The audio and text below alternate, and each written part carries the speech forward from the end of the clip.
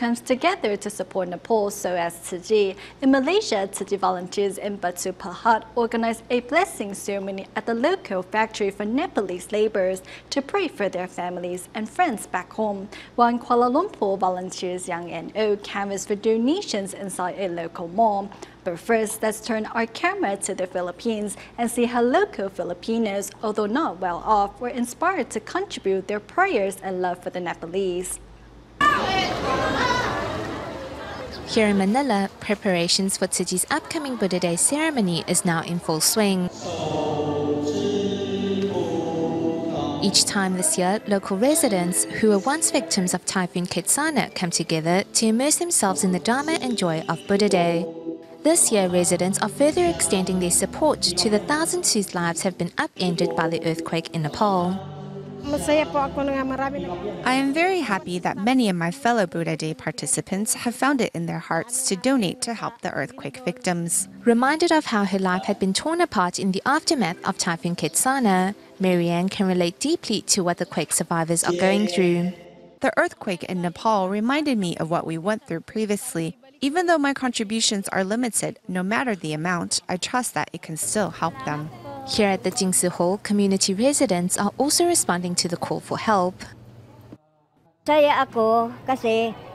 am happy that we are able to help the Nepalese through the Tzu Chi Foundation.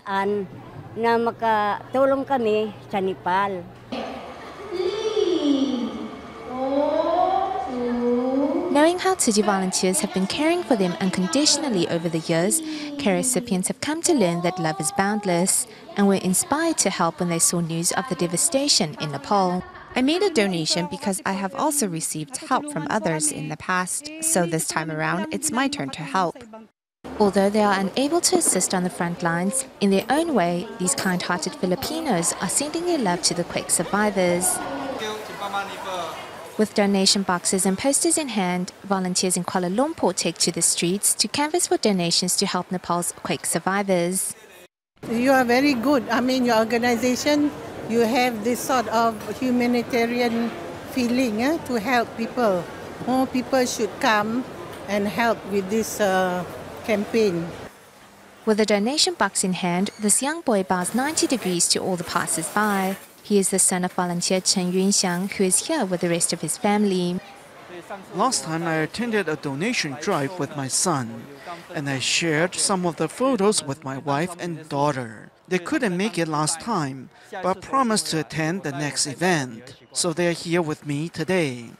The love of the Tzu Chi volunteers in the wake of the tremor has deeply touched the Nepalese laborers of this factory in Batu Pahat.